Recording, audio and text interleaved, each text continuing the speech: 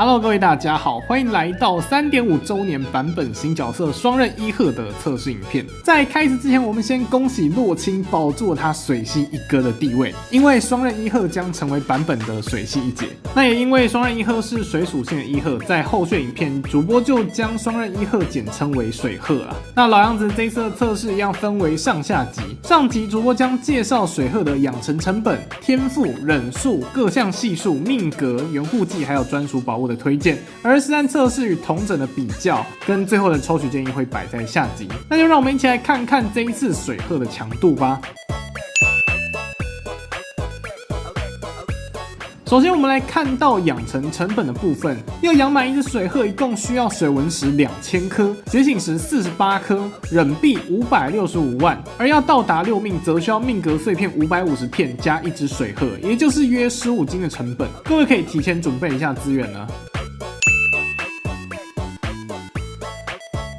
再来我们看到水鹤的几个重要天赋，首先是核心天赋双刃，双刃是水鹤的核心被动，每层可以提供水鹤140点攻击力，零命的情况下可以累积到4层，也就是560点攻击。而双刃的累积方法有2种，一种是每隔30秒会获得1层，而且拾取一个飞镖球可以减少2秒的冷却；第二种方法则是开大时可以直接获得2层双刃，在获取难度上可以说是非常简单。不过每次损失生命值30%时就会少1层双刃，5秒内不重复累积。而当双刃层数到达3层或以上时，水鹤除了能获得攻击加成外，原本的3段跳加超短飞也会强化成3段跳加长飞，飞行时还会多出一个小翅膀，超级好看。再来第二个天赋是主动技能双星飞鹤，每隔45秒可以释放一次这个技能，释放时会依照现有的双刃层数获得层数加1只的冰鹤护体。假设双刃4层就会有5只冰鹤，每只可以减少受到的伤害50%，在抵挡伤害时也会往前飞出造成伤害。那持续时间最长可以到达8秒，或者身上的冰鹤都使用完毕也会提早结束。那如果想快速打出伤害的时候，也可以选择再次点击主动技能，将冰鹤直接射出来抢伤害。不过减伤的状态就会提前的结束。那这边先讲机制，后面在命额部分主播有整理它的系数，到时候我们在命额部分再次说明。最后则是水鹤的特攻部分，水鹤的大招对于机械类 BOSS 有额外的600点忍术攻击加成。终于啊，过了2年又4个月，忍者迎来了第2只机械特攻的忍者。再来，我们看到水鹤的大招凌空双鹤舞。水鹤的大招特色就是全体控制技能，能把 BOSS 从头缓到尾，还能分段自由控制。我们直接来看一下大招。首先释放时会有一个系数4的清屏，一是双刺击，系数13.94，为往前方射出的定身攻击，并搭配自动瞄准的冰刺；二是双血锯，为追踪的缓速冰雪风暴，系数为12.65；三是双剑灵，朝忍者前方射出冰箭，系数9.59。终结技双鹤舞是直接飞天无敌，同时将 BOSS 直接冰冻，系数13.5。那零命整体的大招系数就来到了53.686。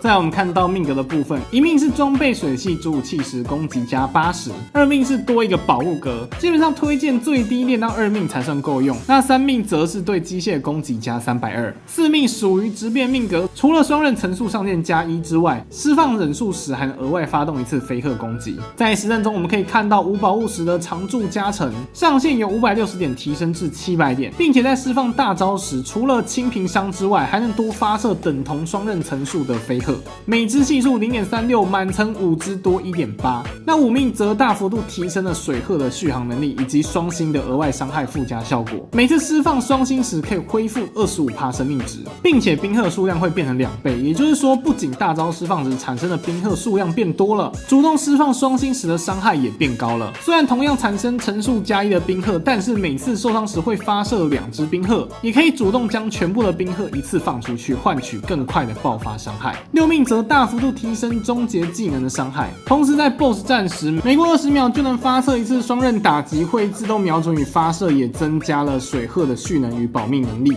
那这边逐步整理了水鹤的分段与0命跟6命的总系数，可以看到6命的系数已经接近60，再加上大招可以自由的分段控制，与每段的大招都具备定身与缓速的能力，让水鹤系数的发挥十分稳定，不太会有因为空招而大幅缺少伤害的情况。那另外这边主播也整理理了双星飞鹤系数以及大招释放时额外的系数加成。这些小额系数保证了水鹤在长线作战的续航能力，以及体现出被动双刃层数的重要性。所以接下来我们要看到宝物的部分。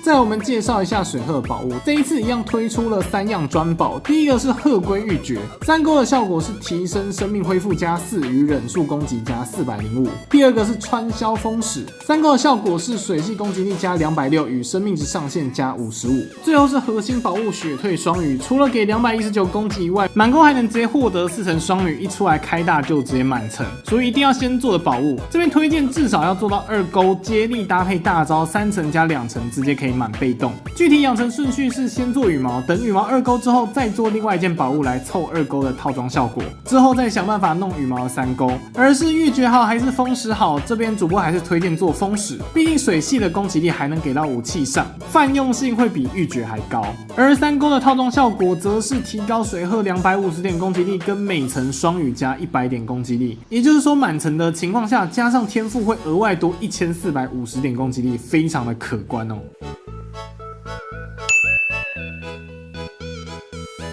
然后是元护技，要点满元护技，除了天赋以外，命格需要提升到2命才能获得足够的参悟秘籍。解锁满元护技的效果是攻击力+120，且当生命值高于50%时，水系伤害额外增加240，也是一个十分可观的加成。因此实战中建议尽量维持好水鹤的血量。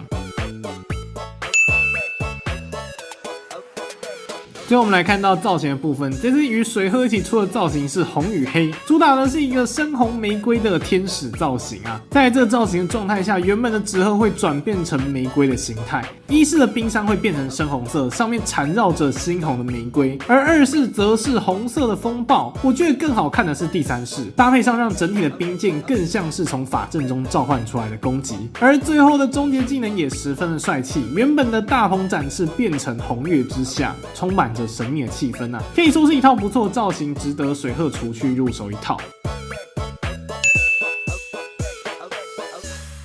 那最后我们先来做个上集的小结论。从系数上来看，灵命的系数已经来到了53.6，而6命已经到了60。如果对比4属性的最强忍者，在裸装白板的情况下，水鹤也有着不错体质与最高的攻击，搭配上各种双刃生成的额外伤害，一套下来6命的系数可以逼近70大关。而从机制来看，大招分4段，操作灵活，又全程控制，稳定性高，顶配的双刃飞鹤还能够回血与减伤，可以说是集攻守一体的6边形角色。至于实战的体验如何，主播留到下集测评再完整的跟各位分享。那以上就是这一次水鹤的测试影片上集，不知道各位光看前面的测试结果，对于水鹤有没有心动的感觉啊？可以在下面留言跟主播分享一下。记得先点赞、订阅、分享，我们下部影片再见，拜拜。